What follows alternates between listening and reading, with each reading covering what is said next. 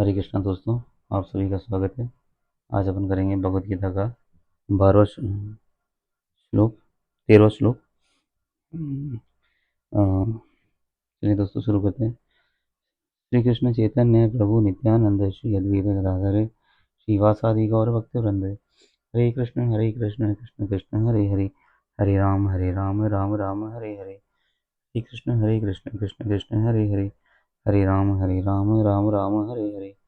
हरे कृष्ण कृष्ण कृष्ण हरे हरे, हरे राम राम राम हरे हरे। ओम नमो भगवते वासुदेवाय। ओम नमो भगवते वासुदेवाय। ओम नमो भगवते वासुदेवाय। ततः शङ्काश्च वीरश्च प्रणवानकगोमुखा सहसैव भयन्त्यनन्त च शब्दस्तु मूलो भवतः। तत्पश्चात शंख नगाड़े बिगुल तुरही तथा सींग सहसा एक साथ बज उठे। वह वह सामवेद स्वर अत्यंत कोलाहलपूर्ण था।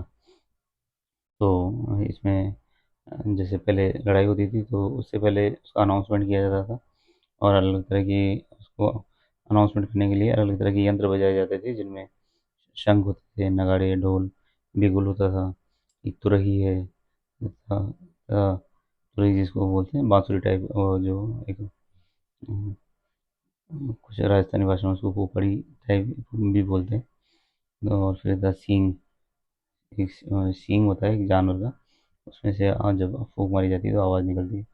तो वो भी एक पहले इंस्ट्रूमेंट था, उसको बजाया जाता था एक अनाउंसमेंट के लिए कि अब लड़ाई शुरू हम करने वाले हैं।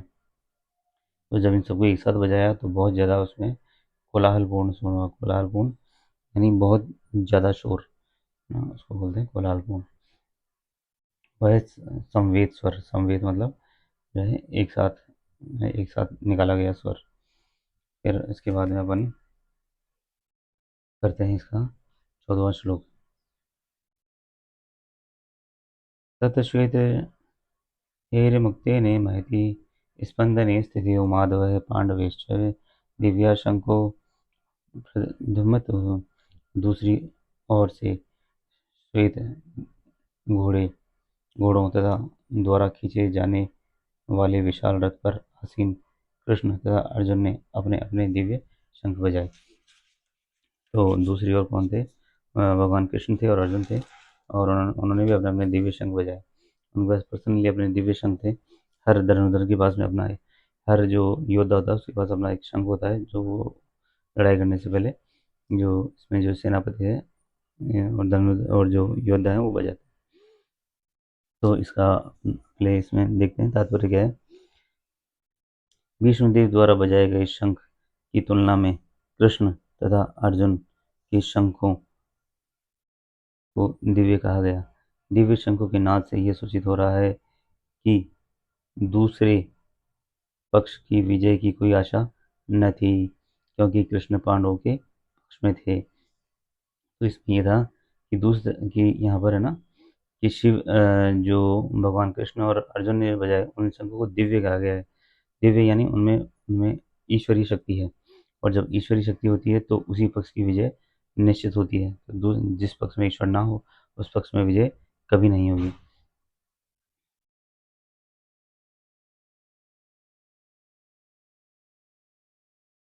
तो इसलिए क्योंकि भगवान कृष्ण स्वयं उधर थे, इसलिए उस आवाज़ को, शंखनाद को दिव्य शंखनाद कहा गया है।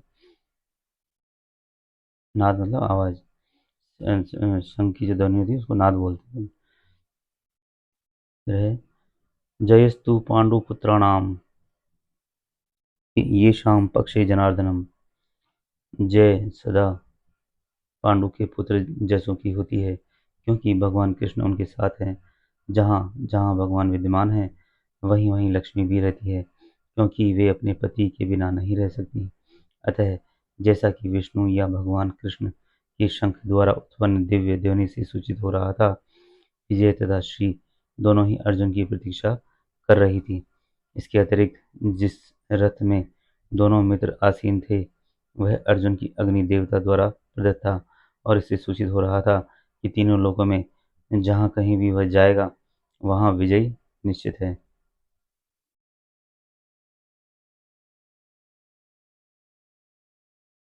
तो इसमें कहा गया है कि जो पांडव जैसे पुत्र हैं उनकी हमेशा विजय होती है, क्योंकि भगवान कृष्ण जो हैं पांडव जैसे पुत्रों के साथ में रहते हैं।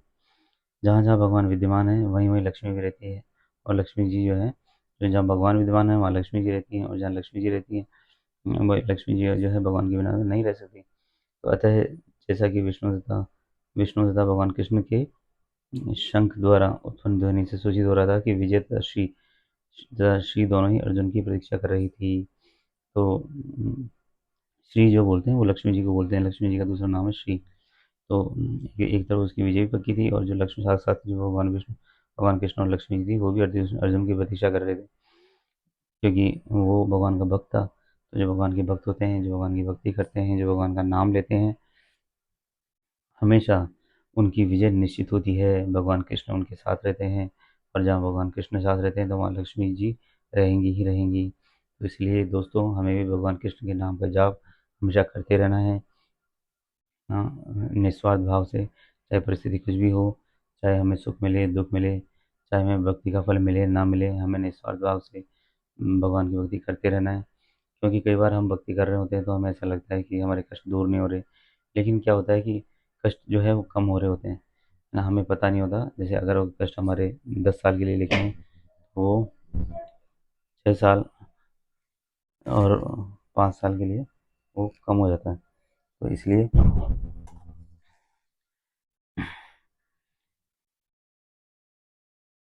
इसलिए हमें जो भी है कि मतलब हमें भगवान कृष्ण के नाम का जाप नहीं छोड़ना चाहिए, और हमें ये नहीं सोचना चाहिए कि हम भगवान का नाम ले रहे हैं, इससे कुछ भी नहीं हो रहा, कोई फ़र्क नहीं पड़ रहा। फ़र्क पड़ता है, निश्चित रूप से फ़र्क पड़ता है। जहाँ सज़ा हमारी 10 साल की है, वो हमारी घटकर कुछ महीनों की ही रह जाती है, या बहुत कुछ क्षणिक कुछ बहुत कम समय की रह जाती है, नाम मात्र के समय की रह जाती है। तो इसलिए हमें भगवान का नाम लगातार करते रहना है, निस्वार्थ भाव से, चाहे फल कुछ भी हो, फल अच्छा मिले बुरा मिले जो भी है। जैसा भी हमारे साथ हो रहा हो वो हमारे कर्मों का, उसे हमारे जो बुरा मिल रहा है उसे हमारे कर्मों का फल मानना चाहिए। और हमें ये मानना चाहिए कि हमारे भगवान का जो नाम हम ले रहे हैं उससे वो लगातार उसका प्रभाव कम होता जा रहा है, उसके फल का प्रभाव कम होता जा रहा है। हमारी सज़ा जो है, जो हमें मिली है दंड के रूप में, वो कम होती जा रही है। तो इसलिए इस फिर आगे है इसमें, इसके अतिरिक्त जिस रथ में दोनों मित्र आसीन थे, वह अर्जुन की अग्नि देवता द्वारा वह अर्जुन को अग्नि देवता द्वारा प्रदत्त था। और इससे सूचित हो रहा था कि तीनों लोकों में जहाँ कहीं भी वह जाएगा वहाँ विजय निश्चित है। तो ये जो रथ था जिस पे भगवान कृष्ण और अर्जुन बैठे थे, वो भगवान अग्निदेव ने अर्जुन को दिया था। और इसमें ये था कि जहाँ जहाँ ये रथ जाएगा वहाँ वहाँ विजय निश्चित है। तो इसलिए हमेशा हमें भगवान कृष्ण का साथ में रहना है, और भगवान कृष्ण के ही पक्ष में रहना है। हमें कुछ भी हो जाए, चाहे पूरी दुनिया का सारा कोई भी प्रलोभन हमें दिया जाए, कुछ भी हमें दिया जाए, लेकिन हमें भगवान कृष्ण की भक्ति नहीं छोड़नी, भगवान कृष्ण का नाम लेना नहीं छोड़ना। निस्वार्थ भाव से, बिना इस बात को देखे कि हमें क्या मिल रहा है क्या नहीं मिल रहा, हमें लगातार भगवान कृष्ण की प्रसन्नता के लिए और हमारे अच्छे भविष्य के लिए, हमारे खुद की हमारे जीवन की सफलता के लिए भगवान कृष्ण का नाम जाप लगातार निर्बाध रूप से हमें करते रहना है। हरे कृष्णा दोस्तों, आज के लिए इतना ही। अब मिलेंगे अपन अगले वीडियो में। अगले वीडियो में और जो है अपन कोशिश करेंगे एक साथ थोड़ा क्लास को लंबा करने की, शायद आधा घंटा या आधा घंटा के आसपास, 30 मिनट या 40 मिनट तक की क्लास करने की। तो मिलते हैं दोस्तों अगले वीडियो में, तब तक के लिए हरे कृष्णा।